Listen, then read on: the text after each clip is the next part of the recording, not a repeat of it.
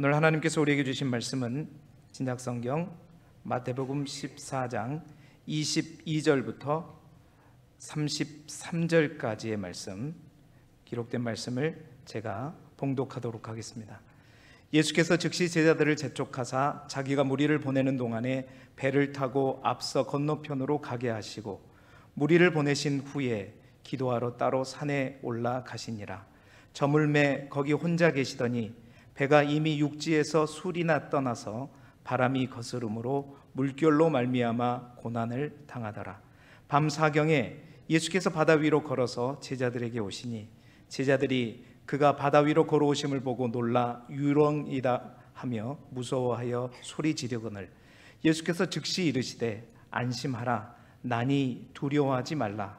베드로가 대답하여 이르되 주여 만일 주님이시거든 나를 명하사 물 위로 오라 하소서 하니 오라 하시니 베드로가 배에서 내려 물 위로 걸어서 예수께로 가되 바람을 보고 무서워 빠져가는지라 소리질러 이르되 주여 나를 구원하소서 하니 예수께서 즉시 손을 내밀어 그를 붙잡으시며 이르시되 믿음이 작은 자여 왜 의심하였느냐 하시고 배에 함께 오르매 바람이 그치는지라. 배에 있는 사람들이 예수께 절하며 이르되 진실로 하나님의 아들이로소이다 하더라. 아멘. 복된 주일입니다. 2주 만에 여러분들을 뵙게 됩니다. 잘 계셨죠? 예. 2주 만에 보니까 더욱더 반갑고 또 새롭기도 하는 것 같습니다. 오늘 우리의 믿음이 오늘 말씀의 제목대로 용기 있는 믿음이 되기를 소망하고 또 그 용기 있는 믿음을 가지고 이 한 주간도 힘차게 나아가는 저와 여러분이 되시기를 주님의 이름으로 축원합니다. 우리가 믿음이란 게 그렇습니다. 우리가 믿음을 날마다 강조해도 사실은 지나치지 않는 이유는 믿음이라는 게 우리가 가지는 것도 믿음을 갖는 것도 중요하지만요, 그 믿음을 갖는 것보다 사실 더 어려운 것은 뭐냐면 그 믿음을 잘 지켜나가는 겁니다. 믿음을 갖는 것도 쉽지는 않지만 그 믿음을 지켜 나아가는 것도 또 어렵고, 또한 그 믿음을 지키면서 우리의 믿음이 머물러 있는 것이 아니라 그 믿음이 성장되어지는 것이 더욱더 어렵기 때문에 우리가 믿음을 날마다 사실은 강조해도 지나치지 않는 것이죠. 왜 그런가? 그렇습니다. 먼저 우리의 연약함 때문에 그렇죠. 우리의 육적인 본능은 항상 죄인으로서 하나님과 어긋나 있기 때문이고, 뿐만 아니라 우리의 문제뿐만 아니라 우리가 살아가는 환경이 늘 우리의 믿음을 유혹하고 또한 우리의 믿음을 흔들며 또 믿음을 잊어버리도록 만드는 그런 환경 속에 우리가 살아가고 있기 때문입니다. 오늘도 우리가 잘 아는 말씀이지만 이 본문의 말씀을 통해서 우리의 믿음에 새로운 활력이 되어지기를 소망하고 더욱더 우리 주님만 바라보며 나아갈 수 있는, 힘차게 걸어갈 수 있는 이 한 주간의 시작이 될 수 있기를 주님의 이름으로 축원합니다. 자, 오늘 본문의 말씀 우리가 잘 아는 말씀이죠. 예수님께서 물고기 2마리와 떡 5개를 가지고 5,000명을 먹이신 사건 이후에 등장하는 본문입니다. 무리를 걸으시는 예수님의 모습을 기록한 본문의 내용이죠. 사실 오늘 우리가 본 이 본문의 내용과 동일한 내용이 마가복음에도 있고요, 또한 요한복음에도 기록되어 있습니다. 그런데 특별히 마태복음에 기록된 이 본문의 내용이 더 특별한 이유는 뭐냐? 단순히 오늘 본문 속에 보면 예수님만 무리로 걸으시는 것이 아니라 예수님의 제자인 바로 베드로가 물 위를 걸은 사건을 기록하고 있기 때문이죠. 여러분, 마태복음은 어떤 독자, 누구를 대상으로 쓰여진 복음서로 알려져 있냐면 유대인을 향한 복음서로 알려져 있습니다. 다시 말해서 유대인들에게 예수 그리스도가 누구인가를 전하기 위해서 쓰여진 복음서가 바로 마태복음이죠. 그 유대인을 위한 복음서인 마태복음에 그 유대인들의 믿음의 대표자로 여겨지는 베드로의 이 특별한 행동, 무리를 걸은 이 행동의 기사를 통해서 유대인들로 하여금 그들의 믿음을 점검케 하고 또 그들의 믿음이 더욱더 새롭게 되어지기를 원하는 마음에서 아마 성령께서 마태의 마음을 감동시켜서 이 본문을 기록한 것이다 라고 볼 수 있겠죠. 오늘 본문의 사건을 대략 살펴보면 이렇습니다. 오병이어 사건 이후에 예수님은 오늘 우리가 읽었던 본문 22절에 보니까 제자들을 재촉하셨습니다. 많은 인원들이 모였죠. 5천 명을 먹였다는 것은 아이들과 여인들까지 하면 좋기 1, 2만이 되는 아주 많은 인원들이, 무수한 인원들이 모여 있었기 때문에 예수님은 그 몰려드는 무리를 보낼 동안에 너희들이 먼저 배를 타고 저 앞서서 건너편으로 가라고 말씀을 하시죠. 그래서 먼저 제자들을 배를 태우고 보낸 이후에 예수님은 그 모인 무리들을 다 보내신 후에 예수님은 기도하러 따로 산으로 올라가셨다고 성경은 기록하고 있습니다. 자, 그런데 배를 타고 먼저 가던 제자들에게 문제가 발생하죠. 그 문제가 어떤 문제였냐? 바로 24절의 본문에 보게 되면 배가 이미 육지에서 수리를 떠나서 바람이 거스름으로 물결로 말미암아 고난을 당하였다라고 기록하고 있습니다. 그러니까 제자들이 타고 있던 배가 바람과 또 그 바람에 의한 물살, 파도로 인해서 무태에서 땅에서부터 꽤나 멀어지게 된 거예요. 뿐만 아니라 그 물결로 인해서, 파도로 인해서 고난을 당하게 되었다는 것이죠. 여기서 말하는 수리라고 되어 있는데, 수리는 복음서에 쓰여진 일반적인 용례로 볼 때 약 4km 정도라고 볼 수 있겠죠. 다시 말해서 이미 육지로부터 꽤나 떨어져 버렸고 제자들은 아마도 바람과 파도로 인해서 아주 공경에 처한 상황이었을 것입니다. 자, 그런 가운데 예수님께서 바다 위로 걸어서 제자들에게 오시게 되죠. 그것도 오늘 성경에 보면 밤 사경이라고 되어 있습니다. 밤 사경은 유대인의 시간으로 이제 새벽 3시부터 6시에 이르는 그냥 가장 어두운, 가장 짙은 밤을 의미하는 시간이죠. 그것은 어떤 것이냐? 그 의미는 오랫동안 이 제자들이 바람과 또 파도와 싸우다가 지치고 힘들어 있을 그런 상황이다라는 것을 말해주고 있습니다. 바로 그때 예수님께서 무리를 걸어오시게 되죠. 그리고 무리를 걸어오시는 주님을 보고 사실 제자들이 예수님이다 하면서 반가워하는 것이 아니라 오히려 뭐라고 했죠? 유령이다라고 생각하고 더 근심하고 두려워하고 있었습니다. 그때 예수님께서는 제자들에게 다가오셔서 이렇게 말씀하셨죠. 안심하라. 유령이 아니다라는 거죠. 내다. 나니 두려워하지 말아라 말씀하시고, 그리고 나서 이제 다른 복음서에 없는, 똑같은 내용을 기록하고 있는 다른 복음서에서 찾아볼 수 없는 이제 베드로의 행동이 등장하게 됩니다. 내니 두려워하지 말라 안심시키신 예수님의 말씀을 듣고 베드로가 주님, 만일 주님이시거든 나를 명하사 나를 무리로 오라 하시옵소서라고 말하게 되죠. 저는 이 말씀을 묵상하면서 왜 다른 복음서 기자들은 이 베드로의 행동, 엄청난 사건이잖아요. 사람이 무리를 걸었다.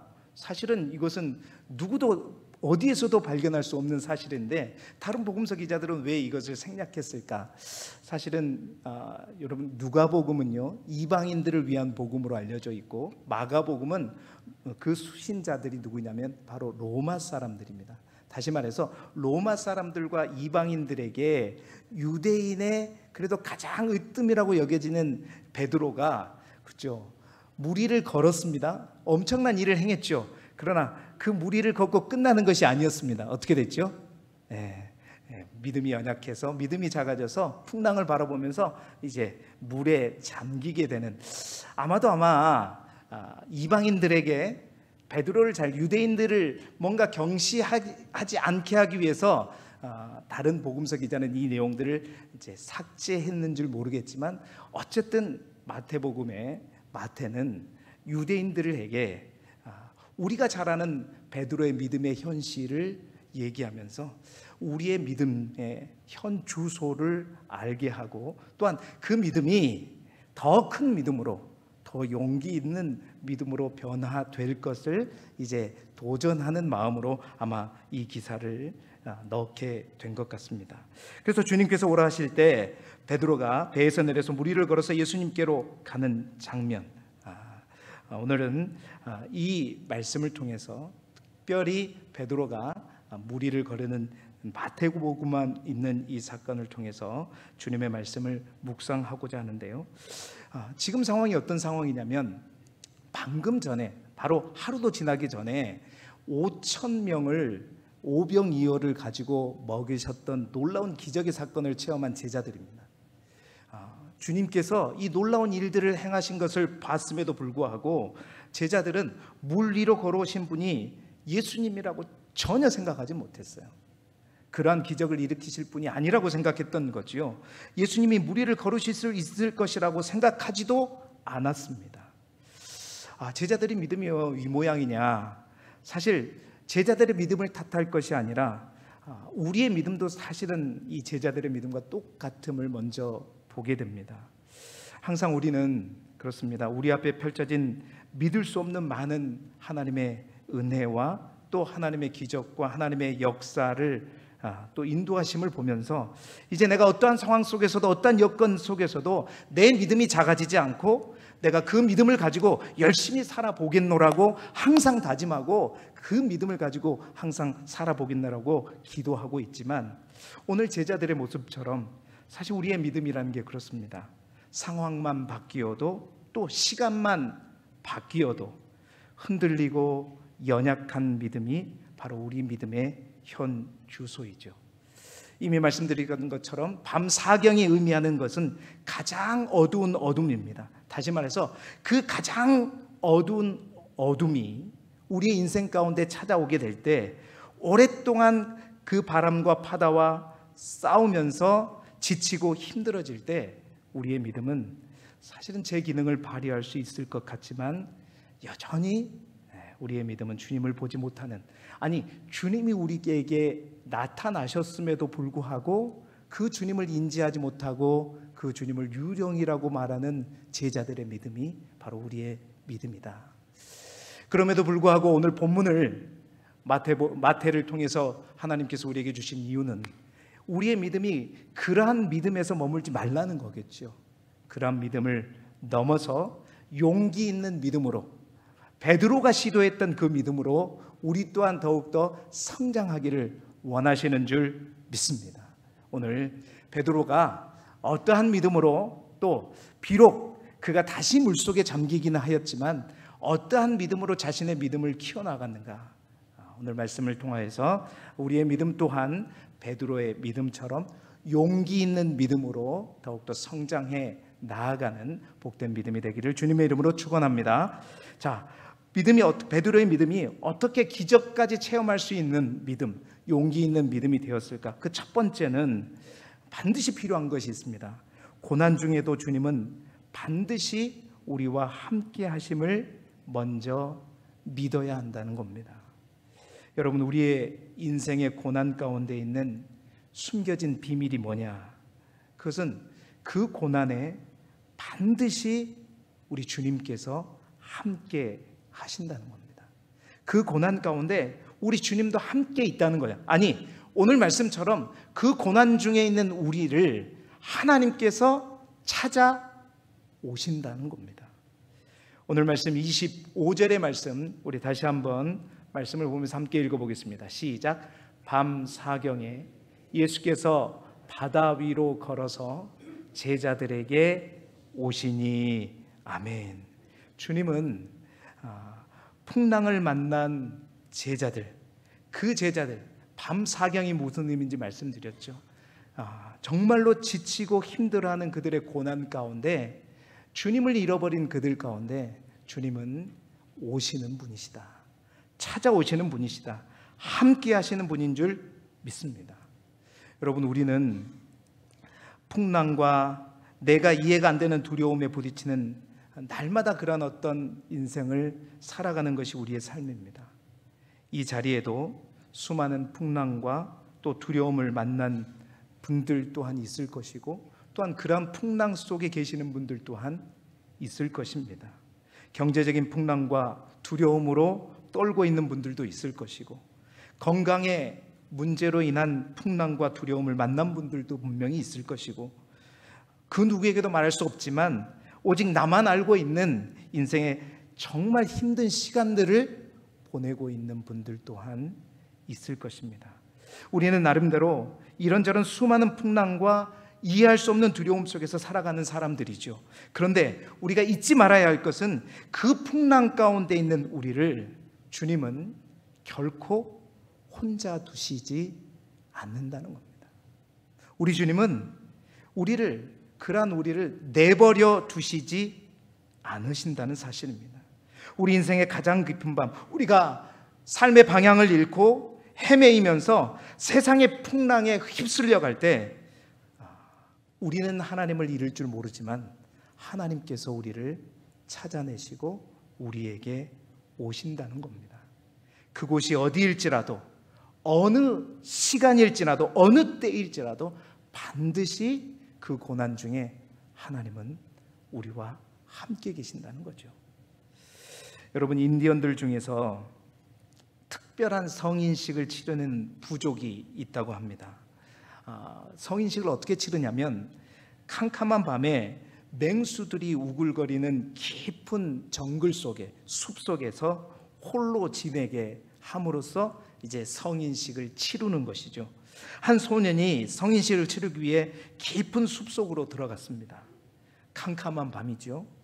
아무 불빛도 없는 밤입니다. 여기저기서 부스럭부스럭한 소리가 들리겠죠. 짐승의 울음소리가 들릴 때마다 그 소년은 두려움이 엄습해 왔어요. 너무나도 두렵고 힘든 시간을 보냈습니다. 금방이라도 맹수들이 달려들 것만 같은 그런 상황 속에 있었죠. 옆에서 바스락하는 소리만 나도 소름이 끼치고 두렵고 무서운 시간이었습니다. 그 죽을 것만 같은 무서움과 싸우면서 너무나도 긴 밤을 지새웠죠. 그래서 그 소년은 결국 그 성년식을 통과하게 되었는데, 그리고 나서 날이 밝았습니다. 근데 놀라운 사실을 날이 밝고 나서 그 소년이 발견하게 되죠. 그것은 뭐였냐면 바로 그 밤새 동안에 자기 아버지가 화를 겨누고 만약의 사태에 대비해서 자기를 밤새도록 지키고 있었다는 사실을 알게 된 겁니다. 그렇습니다. 밤새내 사실 그는 혼자가 아니었습니다. 그런데 그렇게 두려움에 떨었던 자신이 너무나도 어리석어 보였던 것이죠. 그렇습니다. 우리의 인생 가운데 가장 힘들고 어려운 시간에 하나님이 어디 계실까? 하나님은 바로 우리 앞에 계신다는 사실입니다. 동일한 두려움 가운데 10년의 기간을 도망자로 보냈던 다윗이 그 두려움 속에서도 항상 자기가 처한 그곳이 어떤 곳인가, 시편 139편에 다윗은 자신이 있는 그 자리에 대해서 이렇게 고백하고 있습니다. 시편 139편 1절부터 4절까지의 말씀인데 1절부터 2절까지의 말씀 먼저 함께 같이 읽어보겠습니다. 시작. 여호와여, 주께서 나를 살펴보셨으므로 나를 아시나이다. 주께서 내가 앉고 일어섬을 아시고 멀리서도 나의 생각을 밝히 아시오며. 3절 4절도 이어서 함께 읽어보겠습니다. 시작. 나의 모든 길과 내가 눕는 것을 살펴보셨으므로 나의 모든 행위를 익히 아시오니 여호와여, 내 혀의 말을 알지 못하시는 것이 하나도 없으시니이다. 아멘. 다윗은 고백하고 있는 것입니다. 두려웠지만, 무서웠지만 내가 있는 모든 곳이, 그곳이 동굴일지라도 저수풀일지라도 사막 광야일지라도 자신이 있는 모든 곳이 바로 하나님의 목전이다. 하나님의 눈앞에 있다. 하나님이 날마다 나를 알고 계시고 나를 살펴보시고 나에 대해서 누구보다도 다 잘 아신다. 나의 앉고 일어섬을 아시고 나의 생각을 아시고 나의 모든 길과 나의 눕는 것을 살펴보심으로 말미암아 나의 혀의 말을 알지 못하시는 것이 없으신 분이 바로 다윗의 하나님이고 오늘 베드로의 하나님일 뿐만 아니라 저와 여러분의 하나님인 줄 믿습니다. 인생에 감당할 수 없는 풍랑 앞에 살아가는 우리 역시 마찬가지이지요.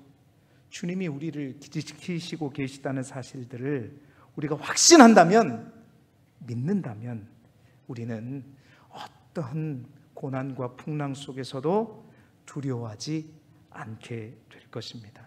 어떤 위기가 우리에게 닥쳐올지라도 겁내지 않게 되는 것이죠. 주님은 풍랑 가운데 있는 제자들을 찾아오시고 그들의 믿음을 깨우시면서 이렇게 말씀하십니다. 27절의 말씀이죠. 같이 읽어볼까요? 시작. 예수께서 즉시 이르시되 안심하라 나니 두려워하지 말라. 아멘. 안심하라, 두려워하지 말라. 나다, 나니 두려워하지 말라. 여러분 현대의 성경 속에서 현대의 성경에 보면 나니 두려워하지 말라 이 말씀을 어떻게 번역하고 있냐면 용기를 내라, 나다, 두려워하지 말아라 이렇게 번역하고 있습니다. 나니라는 말은 그렇습니다. 그들이 잠시 고난과 풍랑으로 인해서 잊어버렸던 잠시 전에 그 5,000명을 먹이셨던 그 주님, 깜짝 놀랐던 주님, 정말 하나님의 생명의 떡으로 우리 가운데 오셔서 우리를 채우시는 주님, 그들이 잊어버렸던 그 주님을 다시 기억하게 하시는 거예요. 나다, 방금 전에 너희가 봤던 그 주님, 내가 바로 그 주님이다 라고 하면서 그들의 믿음을 일깨워 주시는 것이죠. 뿐만 아니라 하나님의 평강으로 그들의 마음과 생각을 지켜주시고 두려움과 걱정을 물리쳐 주시는 것입니다. 그렇습니다. 우리 주님은 우리 인생의 가장 짙은 밤일수록 더욱더 우리를 놓치지 않고 그것이 무리가 될지라도 어디가 될지라도 우리를 찾아오시는 분이십니다. 우리가 그 주님을 제대로 바라볼 수 있는 믿음의 눈이 띄어질 수 있기를 소망합니다. 우리의 고난 가운데 주님은 다른 곳이 아니라 바로 우리가 있는 그 고난의 현장 앞에 계시고 우리를 바라보고 계신다. 결코 우리가 혼자가 아니라는 사실들을 깨우치고 믿음으로 나아가는 저와 여러분이 되기를 주님의 이름으로 축원합니다. 두 번째로 우리의 믿음이 고난 속에서도 더 성장하기 위해서 필요한 것은 뭐냐면 배에서 내려와 발을 딛는 용기가 필요하다라는 것입니다. 오늘 베드로는 다른 제자와 달리 주님의 그 말씀에 그의 믿음이 다시 깨어났습니다.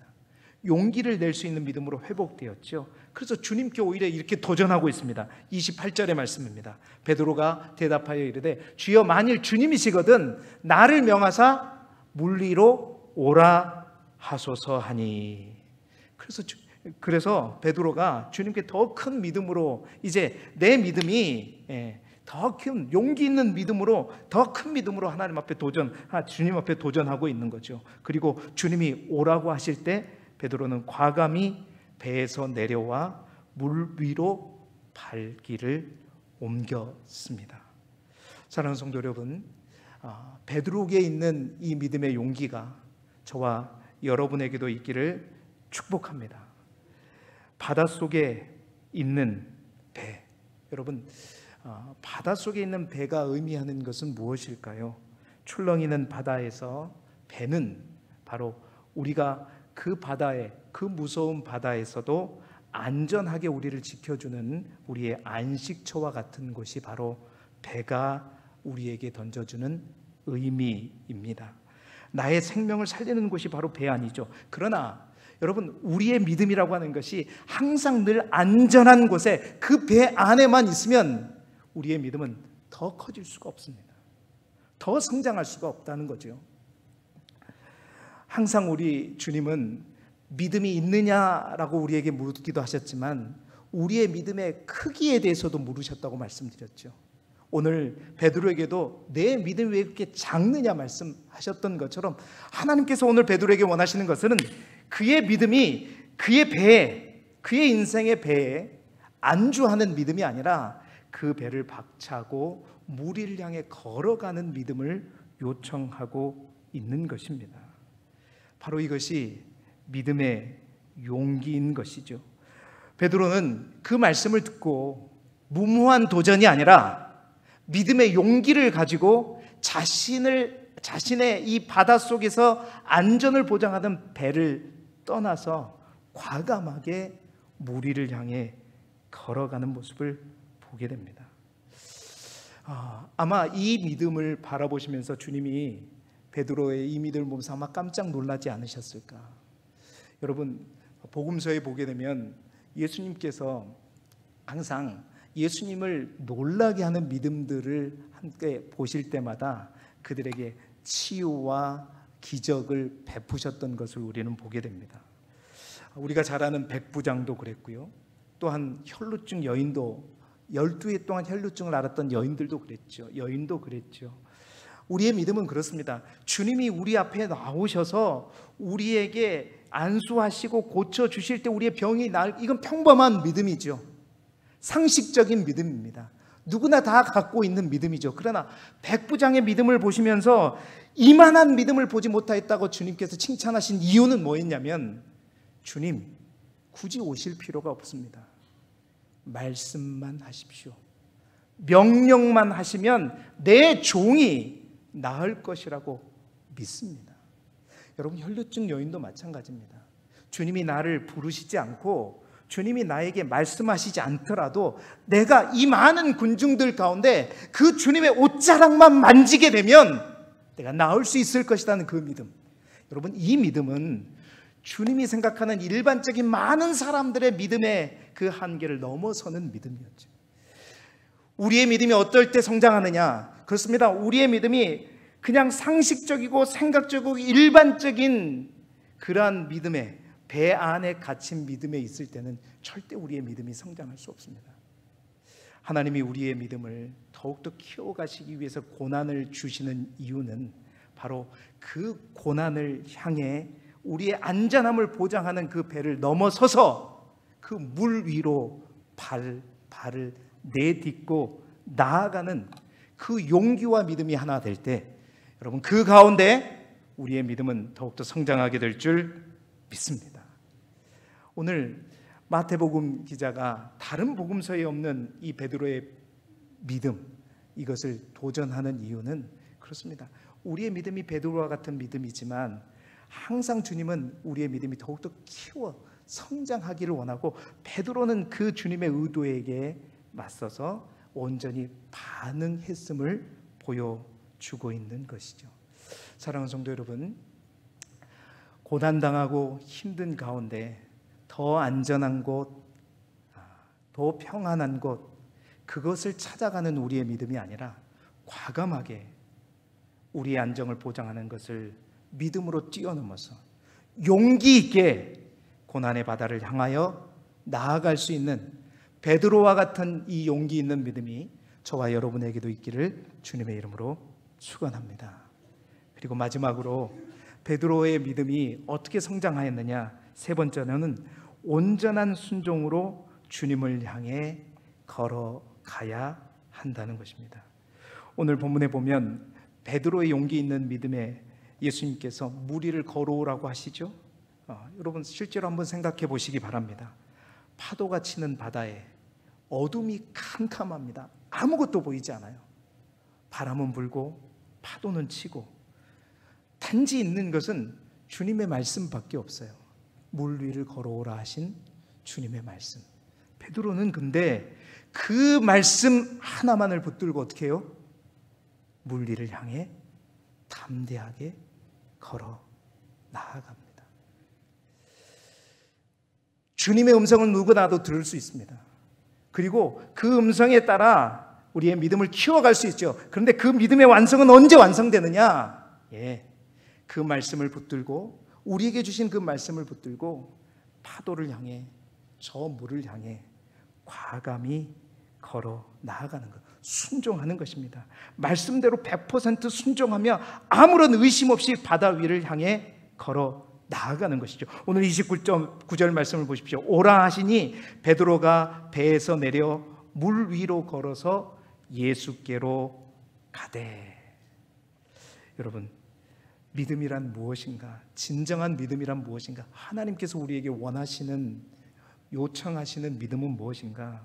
바로 폭풍 속에 출렁이는 물 위를 걷는 것입니다. 고난 위를 걷는 것이고, 고난을 초월하는 것이 하나님께서 우리에게 주시는, 또 하나님께서 우리에게 원하시는 진정한 믿음인 것이죠. 그러한 믿음의 기적은 그렇습니다.